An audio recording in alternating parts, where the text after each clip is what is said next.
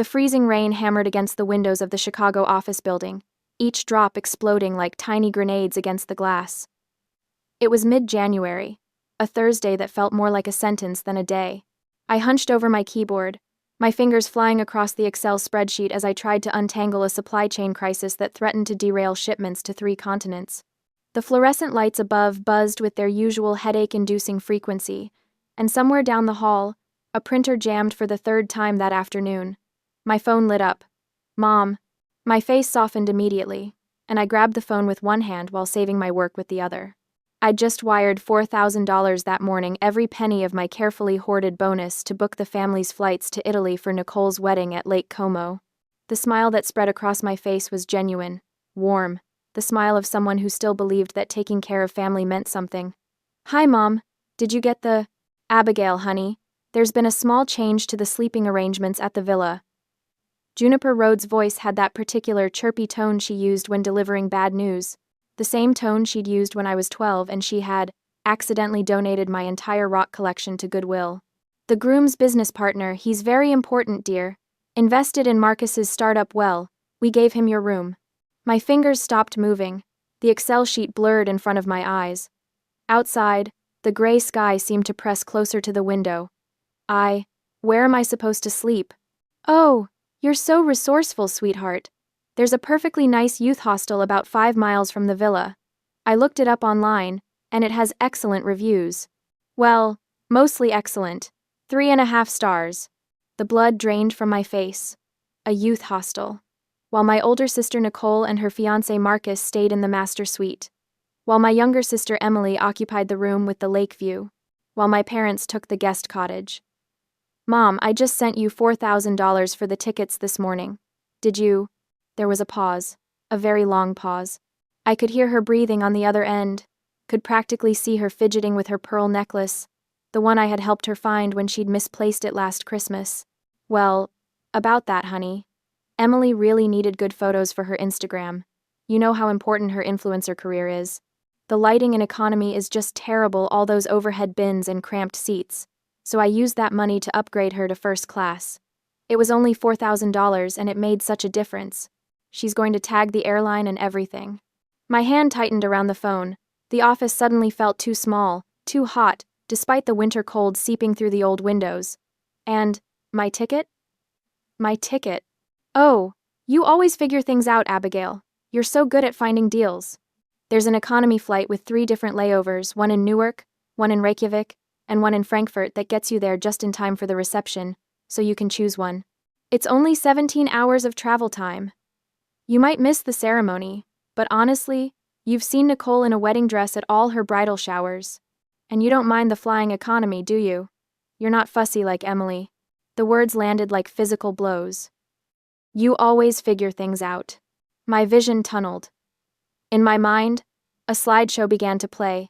10 years of memories flickering past like a demented PowerPoint presentation. Filing their taxes every April because Dad couldn't figure out TurboTax. Resetting the Netflix password monthly because Mom kept forgetting it. Driving across town at midnight to pay Dad's parking tickets before they went to collections. Explaining to Emily how to dispute a credit card charge. Teaching Nicole how to use mail merge for her wedding invitations. Fixing the Wi-Fi router. Programming the thermostat. Updating their phones. Remembering everyone's birthdays. Sending the Christmas cards. Booking the restaurants. Making the reservations. You always figure things out. Not "thank you." Not "we appreciate you." Not "what would we do without you." You always figure things out. Because I was a utility. A free service. A tool to be used and put away when no longer needed. My phone buzzed against my ear. An email notification. I pulled the phone away from my face and looked at the screen. Confirmation. First class upgrade. Emily Rhodes, ORD to MXP, $4,127.50. There it was. The confirmation email, sent to the family email account that I managed because no one else could remember to check it. My $4,000. My bonus that I'd earned by working 16-hour days during the port strike.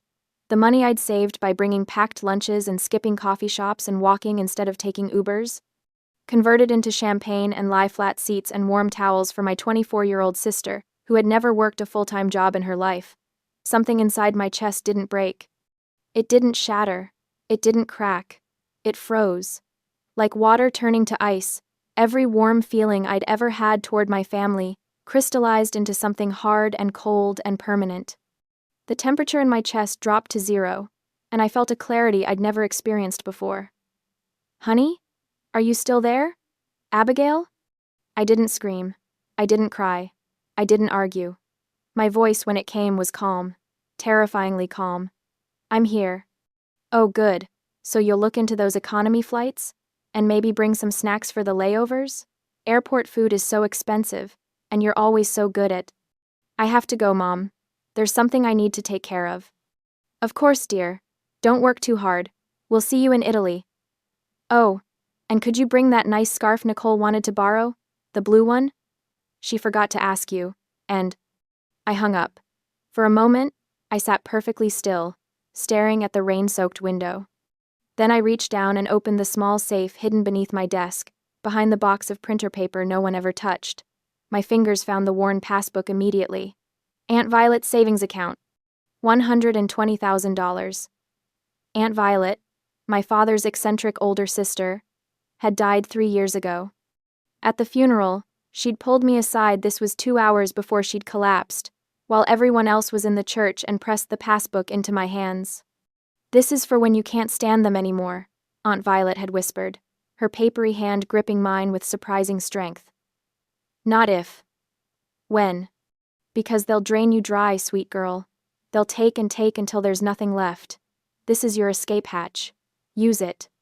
I had laughed it off then, had tucked the passbook away, and thought Aunt Violet was being dramatic. I wasn't laughing now. I opened my desk drawer and pulled out a piece of paper. My hand was steady as I wrote one sentence. "Mom, you're right. I do always figure things out. And I'm going to figure out my own life starting right now." I picked up my phone and called my mother back. She answered on the first ring. "Did you find a flight already? I told you that you were—" "Mom," I interrupted, my voice like steel wrapped in ice. "You're right. I do always figure things out. And I'm going to figure out my own life starting right now." "What? Honey, what are you—" I hung up. Then I powered off my phone completely. Outside, the freezing rain continued to fall, but I no longer felt cold. I felt nothing at all. And somehow, that felt exactly right. Friday morning arrived with the kind of bitter cold that made Chicago feel like it existed on another planet entirely. I walked into the office building wearing the same clothes I'd worn yesterday, having spent the night on my couch, staring at the ceiling, making lists. My resignation letter was printed and sitting in a manila envelope tucked under my arm. Hunter Vance's office was on the corner of the 14th floor, all glass walls and expensive furniture that he'd expensed to the company. I could see him through the window, leaning back in his leather chair, feet on the desk, talking loudly on his phone, probably taking credit for someone else's work. Again, I didn't knock. Just walked in and placed the envelope on his desk. Hunter looked up, irritated at the interruption. He held up one finger, "Wait," and continued his conversation. Yeah, we crushed that logistics problem. I stayed up all night working on it. My team is solid, but you know how it is. I have to do the heavy lifting myself." I had worked until 2 in the morning on that problem. Hunter had been at a sports bar. He finally ended the call and picked up the envelope, pulling out the single sheet of paper. His eyes scanned it, and then he looked up at me with a smirk that made my skin crawl. "Immediate resignation? What, you get a better offer?" "Something like that." Hunter leaned back in his chair, that smirk widening into something predatory. "I don't think so, Rhodes. You signed a non-compete agreement. 12 months. You work for any logistics company in North America or Europe, and I will sue you into the ground. I'll make sure you never work in this industry again." It was a threat he'd used before to keep talented people trapped in his department, watching them slowly burn out while he stole their ideas and passed them off as his own. I picked up my box of personal items, the coffee mug Aunt Violet had given me, the small succulent that had somehow survived 3 years of office fluorescent lighting, the photograph of my college graduation. I looked at Hunter and smiled. "Don't worry, Hunter. I'm going to a place you don't even know exists on a map." His smirk faltered. "What's that supposed to mean?" "It means your non-compete specifies North America and Europe, but the world is bigger than your limited geography knowledge suggests. have a nice life. I walked out of his office, leaving the door open behind me. I could hear him yelling something about professional courtesy, but I was already in the elevator, the doors closing on that chapter of my life. The next 48 hours were a blur of calculated destruction. By Friday noon, I'd sold my car to CarMax for $18,000 in cash. It was a low offer, but I took it without blinking. The weekend was spent in a frenzy of liquidation. I listed my furniture on Facebook Marketplace at prices so low they triggered a bidding war. Strangers came and went, hauling away my couch, my kitchen table, and my bed frame. By Sunday evening, my apartment echoed with emptiness. On Monday morning, I walked into my apartment leasing office and handed over $3,000 to break my lease immediately. The manager had looked at me like I was insane, citing the 60-day notice clause, but cash on the table had a way of bypassing bureaucracy. By noon on Monday, I was sitting in a bank branch that stayed open late, transferring every penny of my savings, the $18,000 from the car, the 3 years of careful saving, and Aunt Violet's $120,000 into an HSBC expat account that my parents knew nothing about, an account that couldn't be traced through the family's usual financial ecosystem. At 9 p.m., sitting in a coffee shop, I opened my laptop for the last time before selling it. I logged into my email and set up a scheduled message. One email, to be sent on the 1st of every month to my parents' email address. The message was simple. I am still alive, safe, and healthy. Do not waste time filing a police report. I will not reply to anyone. It was perfect. Proof of life without giving them any way to find me. They couldn't claim I was missing. They couldn't track me. I would be a ghost, present enough to exist, but impossible to reach. I scheduled the emails to send automatically for the next 5 years, then closed the laptop. At 10 p.m., I walked into a Verizon store and bought a cheap prepaid phone with cash. I spent 20 minutes transferring only the essential contacts, none of them family, then removed the SIM card from my old phone. I snapped it in half and dropped it in a trash can outside the store. At midnight, I was at O'Hare Airport, standing in line for a one-way ticket to Lima, Peru, South America. Not North America, not Europe. Hunter's non-compete didn't touch it, and Peru had something else: alpaca wool, leather goods, and textile suppliers that no one in Chicago had direct connections to. I'd been researching for months, looking for an edge, a way to build something of my own someday. That someday had just arrived early. The plane lifted off at 3 in the morning.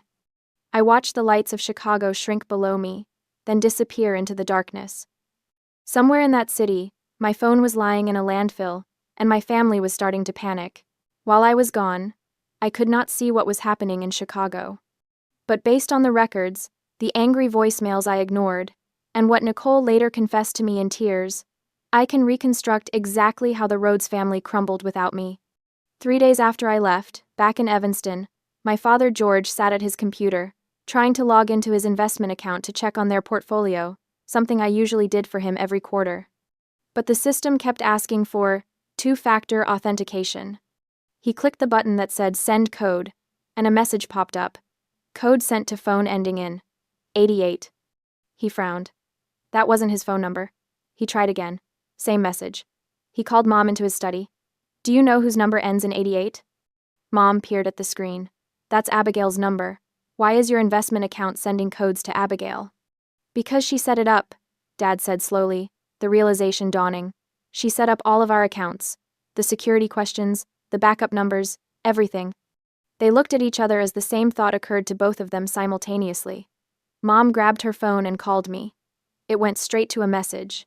The number you have dialed is not in service. She tried again. Same message.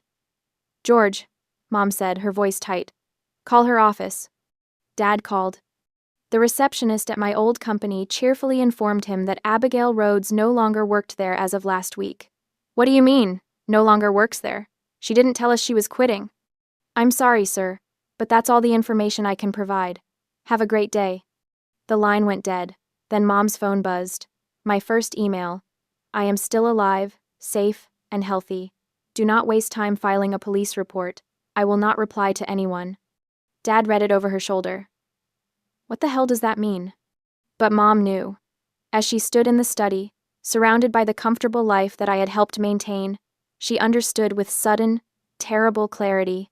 I was gone. Really, truly, gone. And I'd locked them out of everything on my way out the door. Spring arrived in Lake Como 3 months later, bringing with it blooming wisteria and soft Italian sunlight. Nicole's wedding should have been perfect. Instead, as I later learned, it was chaos. The florist had delivered white roses instead of cream roses, and no one knew which vendor to call to fix it because I had been the one who organized all the contact information. The seating chart was a disaster because the calligrapher had misspelled 3 names, and I wasn't there to catch it and order reprints. Half the guests were asking about dietary restrictions that hadn't been properly communicated to the caterer. Emily stood in the courtyard, taking selfies in her bridesmaid dress, oblivious to the chaos. She'd posted 17 Instagram stories from her first-class flight, complete with champagne flutes and the airline-branded sleep mask. The engagement was decent, though several followers had asked why she was flying first class while her sisters were nowhere to be seen. Nicole stood near the villa's fountain, her makeup artist trying to fix her running mascara. She was crying not from joy, but from stress. "Where is she?" Nicole kept asking. "Where's Abigail? She would have fixed all of this. She always fixes everything." Mom patted her oldest daughter's shoulder helplessly. "She's just running late, dear. The flight must have been delayed." But Mom knew better. My monthly email had arrived right on schedule. "I am still alive, safe, and healthy. Do not waste time filing a police report. I will not reply to anyone." The wedding happened. The ceremony was beautiful in spite of the disasters, and Nicole and Marcus said their vows as the sun set over the lake. But there was an empty chair in the family section, and everyone pretended not to notice. Back in Chicago, the bills were piling up. Dad sat at the kitchen table, staring at a mountain of envelopes. ComEd, water, property tax. The quarterly estimated tax payment to the IRS that he'd forgotten about because I always set up the automatic payment. He'd tried to log into their bank account to pay the bills, but he was locked out. 2-factor authentication. Security questions he didn't know the answers to because I had set them up years ago. He'd called the bank. They'd asked him to verify his identity by providing the last 4 digits of his social security number, his mother's maiden name, and the name of his first pet. He'd provided all of that. Then they'd asked for the answer to the security question. "What is your favorite fictional character?" Dad had no idea. He'd tried Superman. Wrong. James Bond. Wrong. After 2 attempts, he was sweating. He didn't dare try a 3rd time. Mom had grabbed the phone. "Let me try." She'd guessed. Elizabeth Bennet. Wrong. Account locked. Please visit a branch location. They'd eventually had to go to a physical branch with 2 forms of ID and their marriage certificate to get temporary access. A process that had taken 3 hours and left Dad humiliated and furious. But the damage was already done. The IRS estimated tax payment had been due on April 15th. It was now June. The IRS's automated system had already calculated penalties for late payment, $500 per month, compounding interest at 6% annually. And because the payment triggered a review, an IRS agent had noticed that Dad had underpaid his taxes for the previous year as well. More penalties, more interest. The total bill, $98,000, due immediately. Dad's face had turned the color of old newspaper when he opened that letter. Emily, meanwhile, had continued her spending spree through Italy. Designer dresses from Milan, handbags from Florence, dinners at Michelin-starred restaurants that she charged to the family credit card, always tagging the restaurants and racking up likes. The credit card statement arrived. $53,000. Mom had actually gasped when she opened it. "Emily, what the hell is this?" Emily, lounging on the couch with her phone, had barely looked up. "What?" "Those were work expenses. Content creation. I need good backdrops for my posts." $53,000 of backdrops? We don't have this kind of liquidity right now, Emily. Mom, you don't understand influencer economics. I need to look successful to be successful. That's how it works. But the Rhodes cash flow was breaking. Dad had already taken out a loan against his 401k to pay the IRS. The credit card debt was pushing them into dangerous territory. Their credit score, which had been a pristine 810 when I was managing things, dropped to 680 inches a single quarter.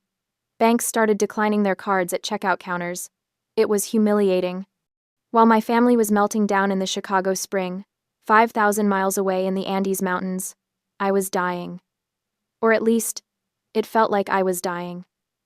The fever had started 3 days ago. I'd been hiking through mountain villages, meeting with local textile suppliers, when the headache hit. By nightfall, I was shivering uncontrollably, despite 3 blankets. By morning, I couldn't stand without the world spinning. The hostel owner, a kind woman named Rosa, had brought me soup and medicine. I tried to sit up, but my body betrayed me. I collapsed back onto the pillow, sweat soaking my hair. I lay in the narrow bed, my phone clutched in one hand, staring at my mother's contact information. It would be so easy. One call. "Mom, I'm sick. I need help." They'd come. Despite everything, they'd come. They'd pay for doctors, for a medical evacuation if necessary. Because that's what families did, right? But then I heard it, echoing in my fevered brain. "You always figure things out." Not, "we'll help you." Not, "we'll take care of you." You always figure things out. Because when they helped, it came with strings, with obligations, with the unspoken expectation that I'd return to being their free utility service, their unpaid assistant, their emergency contact for every problem they couldn't be bothered to solve themselves. My hand loosened on the phone. It dropped onto the thin mattress beside me. Rosa entered the room, seeing my distress. She sat on the edge of the bed, lifting my head gently and spooning warm broth into my mouth, murmuring comforting words in Quechua that I couldn't understand but felt deep in my bones. A stranger was showing me more care in 5 minutes than my family had shown in 5 years. 3 days later, I woke up weak, but clear-headed. The fever had broken sometime in the night. I sat up slowly, my body aching but functional. I looked at my phone, still lying on the mattress where I'd dropped it. Something had died in those 3 days. Not my body. My body had survived. What had died was the part of me that needed them. The part that still believed family meant something more than shared DNA and obligatory holiday dinners. The part that thought love could be earned through service and sacrifice. That part was gone, frozen to death in a drafty hostel room in the Andes Mountains. What remained was colder, harder, and infinitely more focused. Over the next 12 months, I became a ghost story in the supply chain world. I started small, using Aunt Violet's money to buy samples from local artisans. Alpaca wool scarves, leather bags, woven textiles that major retailers in the US would kill for. I spent weeks in villages that didn't appear on Google Maps, learning which families had the best craftspeople, negotiating prices in broken Spanish that got better with each passing week. I learned to read the weather by watching the clouds gather over the mountains. I learned which buses to take and which to avoid. I learned how to spot quality just by running my fingers over the weave of a fabric. And slowly, my reputation grew.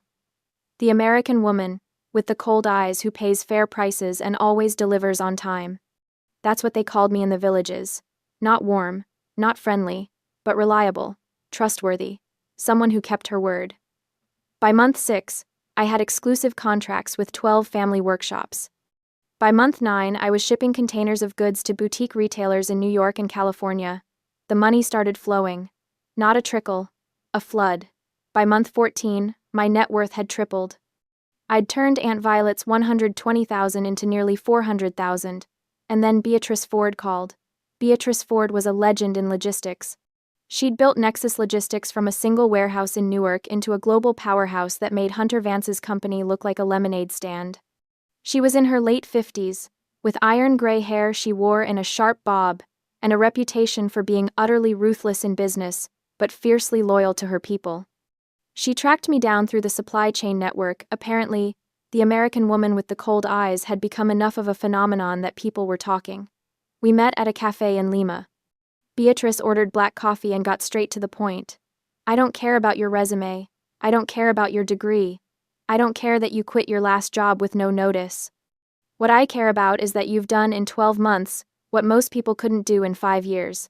I need someone who can build something from nothing. I need someone who doesn't quit when things get hard." And from what I hear, you walked through fever and altitude sickness to close deals that would have sent my own people running home crying. I sipped my coffee. "What are you offering?" "Global Strategy Director. Chicago headquarters. You'll have a team of 20, a budget of $15 million, and complete autonomy to build out our South American supply chains. Salary is $270,000 base, plus performance bonuses that could double that.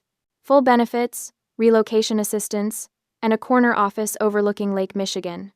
It was triple what Hunter had paid me. It was the kind of position that usually required 15 years of experience and an MBA from Harvard. When would I start? Beatrice smiled. It was the smile of a shark who'd just spotted prey. I want you back in Chicago by the 1st of May. We'll handle everything. You just show up and start making me money. I calculated. It would be nearly 16 months since I left. I'll take it. We shook hands. The deal was done. On the 1st of May, I landed at O'Hare Airport. I'd left amidst freezing rain with 2 suitcases and a broken heart. I returned in the sunlight with 4 suitcases, $400,000 in assets, and a job that made my old position look like an unpaid internship. I didn't call my family. I didn't tell them I was back. Let them read about it in my automated monthly email if they wanted proof I was still alive. I had work to do. The Nexus Logistics headquarters occupied the top 12 floors of a glass tower in downtown Chicago, the kind of building that reflected clouds during the day and glowed like a beacon at night. My office was on the 42nd floor, with floor-to-ceiling windows that offered a panoramic view of Lake Michigan. It was August, and I'd been there for 3 months. In that time, I'd restructured Nexus's entire South American supply chain, cut shipping costs by 22%, and secured exclusive contracts with manufacturers in Peru, Bolivia, and Ecuador. My team worshipped me. Beatrice sent me emails with subject lines like, "You're making me rich," in all caps. And Hunter Vance was losing his mind. I first became aware of Hunter's attention when one of my old colleagues, someone who'd stayed in touch despite the non-compete drama, sent me a warning text. "Hunter knows you're at Nexus. He just lost the Argentinian contract to us. He's furious. Be careful." I wasn't surprised. The logistics world in Chicago was small, and my success had made waves. I'd known he'd find out eventually. What I didn't expect was for him to come after my family. I didn't witness the meeting between Hunter and my sister, but Emily later confessed every pathetic detail in a desperate attempt to save herself. It played out like a bad movie script. Emily was desperate. The credit card bills had become unbearable. My parents had finally cut off all her cards, forcing her to actually work for the first time in her life. But influencer income was unpredictable, and her engagement had been dropping ever since she'd run out of exotic locations to post from. She was broke, resentful, and looking for someone to blame. So, when Hunter Vance slid into her Instagram DMs with an offer, she'd listened. They met at a Starbucks in Lincoln Park. Hunter was all smiles and charm, ordering her a $20 specialty drink and complimenting her latest posts. "Your sister really screwed me over," he said, stirring his coffee. "Left me high and dry, violated her non-compete, stole client contacts. I've been building a case, but I need proof." Emily leaned forward. "What kind of proof?" "Emails, chat logs, anything that shows she downloaded company information before she quit. I know she was using the family email sometimes for work stuff. If you could get me access to those emails, I could finally take her down." Emily's eyes narrowed. "What's in it for me?" Hunter pulled out an envelope and slid it across the table. Emily opened it. Inside was a stack of $100 bills. She counted quickly. $10,000. "Consider it a consulting fee," Hunter said. "And if my case succeeds and I can sue Nexus, there might be more where that came from." Emily had rationalized it easily. I had abandoned the family. I had left them to drown in debt and chaos. I deserved whatever was coming to me, and she needed this money. Deserved this money. After everything she'd been through. She took the envelope. 2 weeks later, Hunter filed a formal complaint with the Nexus Logistics Board of Directors. The email that arrived in my inbox was terse and cold. "Board meeting, Conference Room A, 2 p.m. Monday. Your presence is required. Bring legal counsel if desired." I sat in my office, reading the email 3 times. Then I opened the attached PDF. It was a masterpiece of manufactured evidence. Doctored emails showing me downloading client databases. Chat logs that appeared to show me discussing taking clients with me when I left. Timestamps on files that supposedly proved I'd stolen proprietary information. And it was all bullshit. But it was convincing bullshit. The The kind that could get me fired. The kind that could destroy my reputation. The kind that could end my career before it had really begun.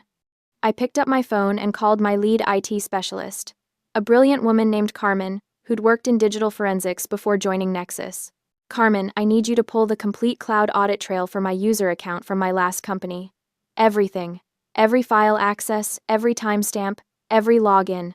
And I need it by Monday morning. That's 2 days, Abigail. I know. Can you do it? There was a pause. Then, for you? Hell yes. This is about that complaint, isn't it? Yes. Then let's bury whoever tried to bury you. Monday afternoon arrived with the kind of bright sunshine that made Chicago feel almost hopeful. I walked into conference room A, wearing a navy suit and carrying a laptop bag. The board of directors sat around a massive table, Beatrice at the head, 4 other executives flanking her, and Hunter Vance, sitting across from me with the smile of a man who thought he'd already won. Beatrice didn't waste time with pleasantries. Mr. Vance has brought serious allegations against Miss Rhodes. He claims she violated her non-compete agreement and stole proprietary information from his company before joining us. Mr. Vance, present your evidence. Hunter stood, clicking through a PowerPoint presentation that would have made any lawyer proud. The doctored emails, the fake timestamps, the manufactured chat logs. As you can see, Hunter concluded, Miss Rhodes systematically downloaded client information to her personal computer in the 2 weeks before her resignation. She then used that information to steal our clients after joining Nexus. This is clear theft of trade secrets, and I'm prepared to sue both her and this company for damages in excess of $10 million. The room was silent. Beatrice turned to me. Do you have anything to say? I stood up. I didn't look nervous. I didn't look scared. I looked like someone who'd been waiting for this moment. I do.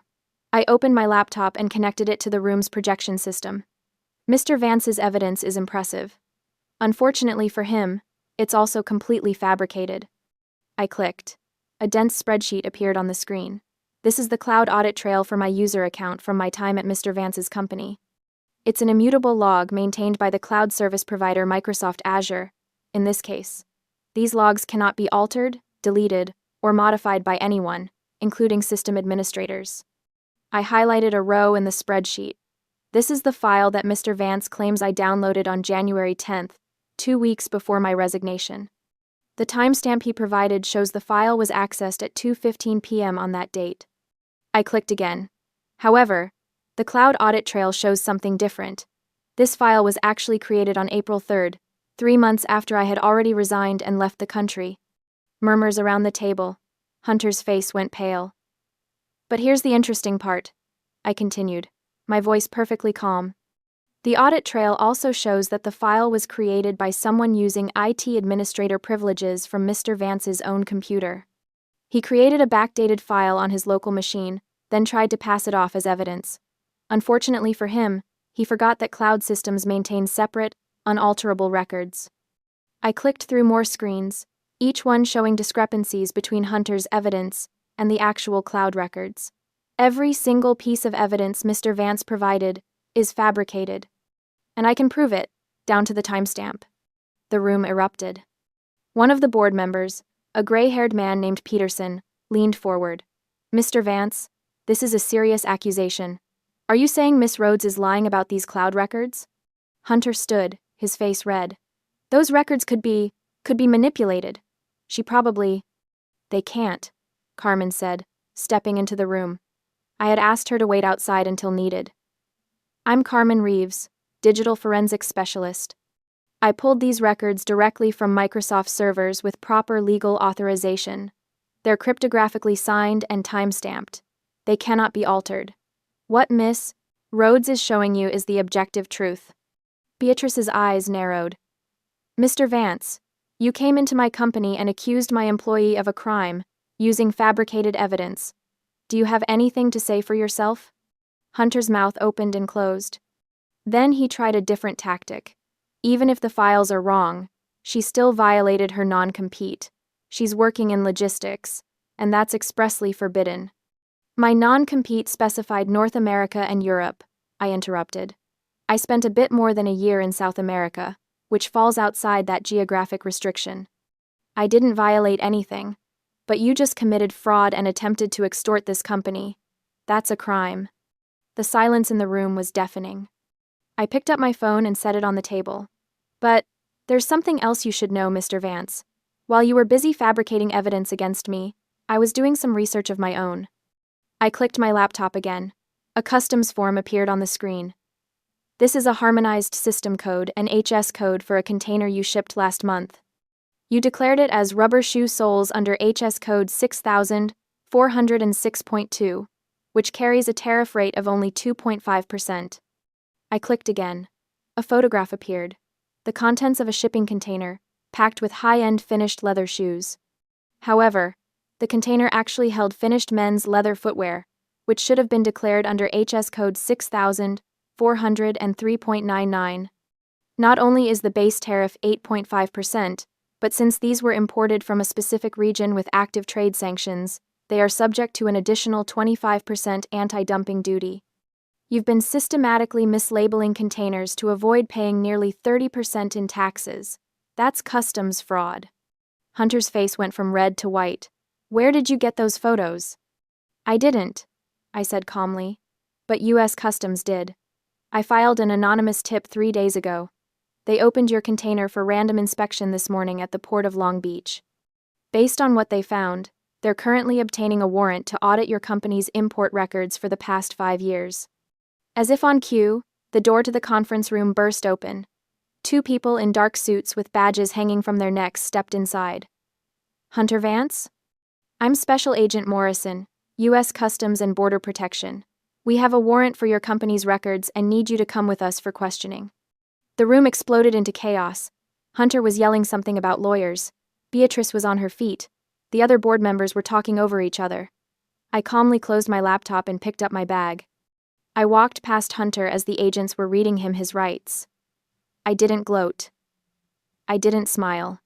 I didn't say a word. I simply left him there, his career collapsing around him, just like he'd tried to do to me. Karma, it turned out, was even more efficient than a well-organized supply chain. Later that evening, Beatrice called me into her office. That was the most spectacular professional takedown I've seen in 30 years. Beatrice said, pouring 2 glasses of scotch.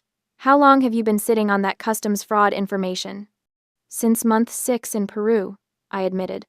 I heard rumors about his shipping practices through the supplier network. I started documenting everything, just in case. I knew he'd come after me eventually. Men like Hunter always do. Beatrice handed me a glass. You played the long game. I learned it from my family, I said. They taught me that people will take everything from you if you let them. So I stopped letting them. We clinked glasses. By the way, Beatrice said, the board voted. You're getting a promotion. Senior Vice President of Global Operations.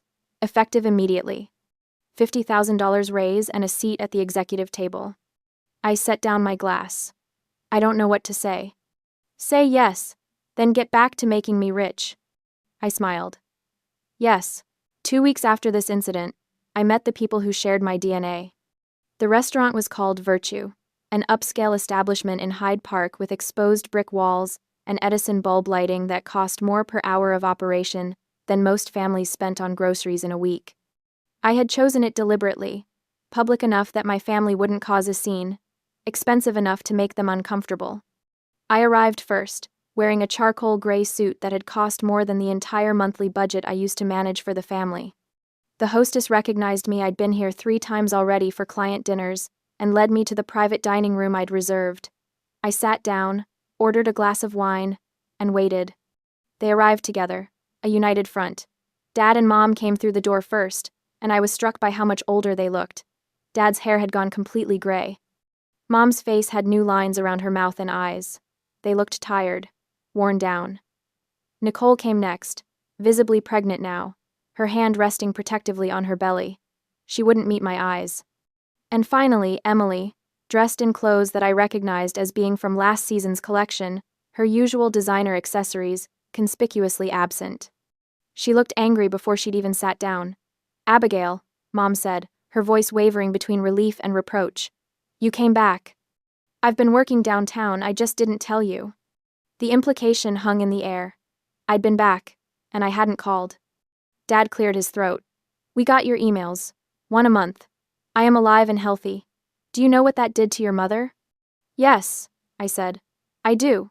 It gave you proof of life without giving you any way to track me down or drag me back into fixing your problems. That was the point. Emily slammed her hand on the table. Your problems? Your problems? Do you have any idea what you did to us? Dad almost lost the house. Mom had a panic attack every time the phone rang. Nicole's wedding was a disaster. You're so selfish, Abigail. You just disappeared and left us all to suffer. I took a sip of my wine, perfectly calm. Left you to suffer? Or left you to handle your own affairs for the first time in your lives? We're family, Emily shouted. You don't just abandon family. Family, I repeated, my voice cold. Is that what we are, Emily? Because family doesn't steal $4,000 meant for plane tickets and use it to upgrade themselves to first class while leaving their sister to find a hostel. Family doesn't give away someone's bedroom to a stranger at their own sister's wedding. Mom flinched. That was a mistake, honey. We didn't think. No, you didn't think. You never do. You just assume I'll figure it out. Because I always do, right? The table fell silent. A waiter appeared with menus, sensing the tension but professionally ignoring it. They ordered quickly, mechanically. Nobody was really hungry. When the waiter left, I continued. But let's talk about family, Emily, since you brought it up. I reached into my bag and pulled out a manila envelope, yellowed with age. I placed it on the table. Emily's eyes went wide. She recognized it. No, Emily whispered. You wouldn't.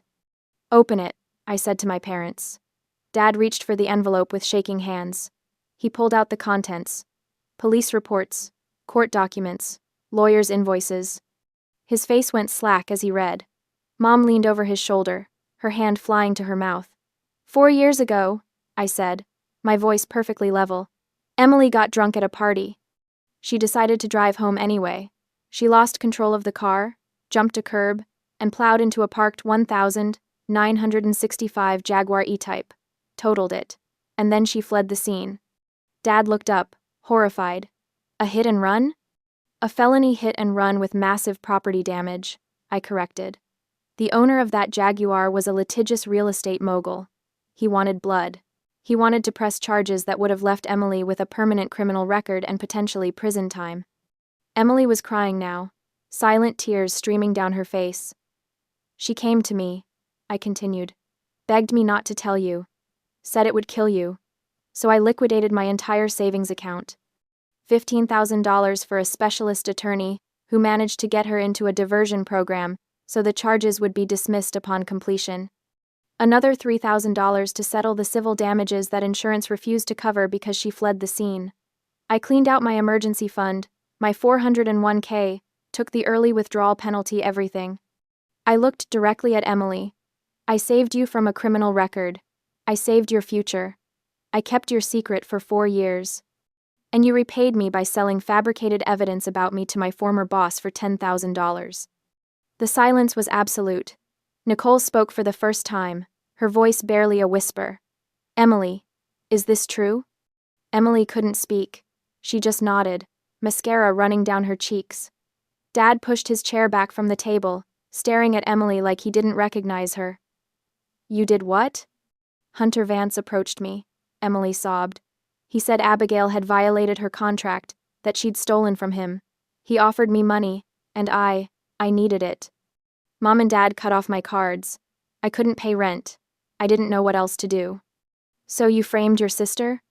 Nicole's voice was sharp, angry in a way I had never heard before. The sister who kept you out of jail? I didn't think it would work. I thought I don't know what I thought.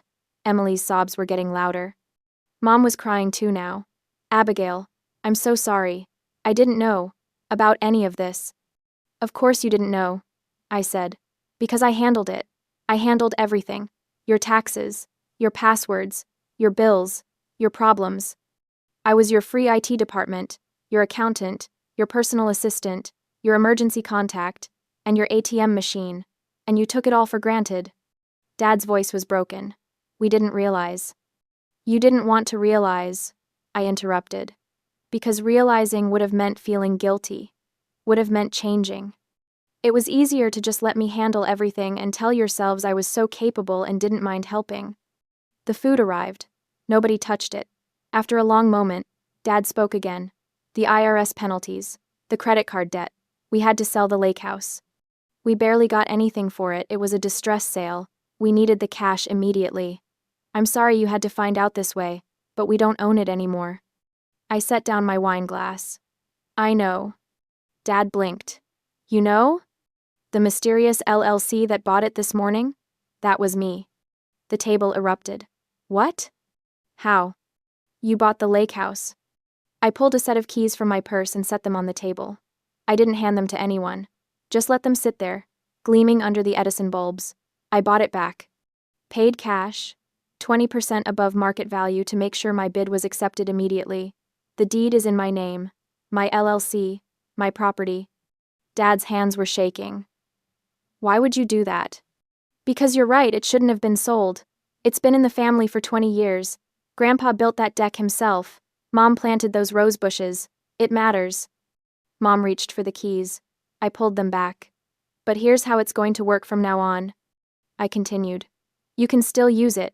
You can still have your summer vacations there, your 4th of July barbecues, your Christmas gatherings. For free. I won't charge you rent. Dad exhaled in relief. However, I continued, my voice hardening. I decide who's allowed there. I decide who sleeps in which room. And I decide who's welcome on my property. I looked directly at Emily. You're banned. What? Emily gasped. Until you pay back every penny you owe me, I calculated aloud. $15,000 for the lawyer, $3,000 for the civil settlement. Let's calculate simple interest at 5% annually for 4 years. That's another $3,600. That brings the total to $21,600. Add to that $10,000 you took from Hunter to betray me. I leaned forward. That is a grand total of $31,600. I'll send you an invoice. Emily's face crumpled. The lake house is my favorite place in the world. You can't. I can. I do. Those are my terms. Emily looked to her parents for support. Dad and Mom both looked away. Nicole spoke up, her voice quiet but firm. You earned this, Emily. You did this to yourself. Emily burst into fresh sobs, but this time, nobody moved to comfort her. The waiter appeared to clear the untouched food, reading the room and disappearing quickly. Mom dabbed at her eyes with her napkin. What do you want from us, Abigail? How do we fix this? I stood, picking up my bag. I don't want anything from you. That's the point. I don't need you anymore. I don't need your approval, your validation, or your love. I needed those things when I was the family doormat, but that person died in a hostel room in Peru.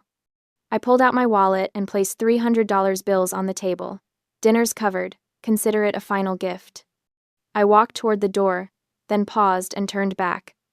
You can keep using the lake house. You can keep having your family gatherings, but from now on, you do it on my terms. Because I hold the keys, I hold the deed, and I hold all the cards. I looked at each of them in turn. Welcome to what it feels like when someone else has all the power. I hope you learned something from it. Then I walked out of the restaurant, leaving my family sitting in stunned silence around a table full of cold, untouched food. Outside, the Chicago night was crisp and clear. I stood on the sidewalk for a moment, breathing in the cool air. I felt lighter than I had in years. The first-class lounge at O'Hare Airport was everything Emily's Instagram posts had promised it would be. Leather armchairs, complimentary champagne, floor-to-ceiling windows overlooking the runways. I settled into a corner seat with a view of the departing flights, a glass of champagne in one hand and my tablet in the other. I was reviewing contracts for the Tokyo negotiation. Nexus was expanding into the Asian market, and Beatrice had chosen me to lead the initiative. It was the kind of opportunity that would have seemed impossible 2 years ago. 2 years. Had it really only been 2 years since that phone call from my mother? Since the freezing rain and the betrayal and the decision to disappear? It felt like a lifetime ago. It felt like it had happened to someone else. My phone buzzed against the armrest. A text message. Mom, happy birthday, daughter. I'm sorry for everything. I'm proud of you. I stared at the message for a long moment. A year ago, hell, 6 months ago, those words would have meant everything. I would have felt the rush of validation, the the desperate relief that came from finally being seen, being appreciated. Now, I felt nothing. Not anger, not satisfaction. Dad, not even the bitter pleasure of vindication. Just nothing. It was my 30th birthday. I'd forgotten about it entirely until my assistant had sent me a reminder yesterday, asking if I wanted the day off. I'd declined. I had work to do. My fingers hovered over the keyboard. I could write something warm, something that opened the door to reconciliation. I could write something cutting, something that twisted the knife. I could write an essay explaining everything they'd done wrong and everything I'd learned. Instead, I typed 6 words. Thanks, Mom. I'm busy in a meeting. Polite, distant, professional. I hit send, then immediately switched my phone to airplane mode. The boarding call came over the loudspeaker. First-class passengers were invited to board at their convenience. I gathered my things and walked to the gate.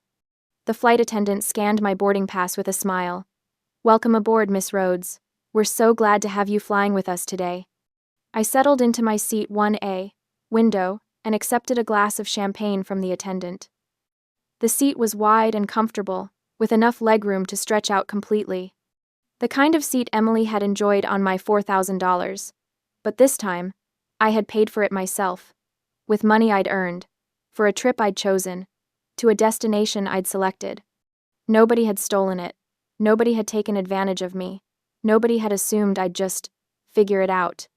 The plane pushed back from the gate, and I looked out the window as Chicago began to shrink below me. I could see the lake, dark blue in the afternoon sun. Could see the skyline, the buildings where I'd worked and struggled and finally succeeded. I thought about the lake house, about my parents, probably planning their summer vacation there, walking on eggshells, wondering if I'd change my mind. About Emily, working whatever job she'd managed to find, calculating how long it would take to save $31,000 on an influencer's uncertain income. About Nicole, who'd called 3 days after the dinner to apologize. Who'd admitted she'd always known the family took advantage of me but had been too comfortable with her own golden child status to say anything. Who'd asked if we could start over, as real sisters this time, not as user and utility. I had said maybe. I wasn't ready to close that door completely. But I wasn't ready to open it wide either. The plane lifted off, pressing me gently back into my seat. Through the window, I watched Chicago disappear into the distance, becoming just another city on the map. I wasn't running anymore. I wasn't hiding. I was simply living my own life, on my own terms, answerable to no one but myself. I closed my eyes and smiled. For the first time in my entire life, I was free.